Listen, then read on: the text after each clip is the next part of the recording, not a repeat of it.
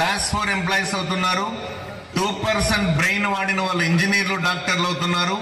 3% brain వాడిన వాళ్ళు IAS, IPS కొడుతున్నారు. 97% ఐఎమ్ వెరీ సారీ బ్రెయిన్ వాడకుండా విచ్చలవిడిగా ఇండిసిప్లిన్ తో కుటుంబాలకు భారం అయిపోతున్నారు. ఇటీవల నేను మదనపల్లి ఇంజనీరింగ్ కాలేజీలో మాట చెప్పాను. నేను 4 ఏళ్లు అంటే 4 years మీరు గురువుల మాటని, అమ్మ నాన్నల యొక్క కష్టాన్ని ఇష్టంగా పెడితే ఈ 4 ఏళ్లు ఈజీగా నోట్లోకి పోతాయి నాన్న అన్న.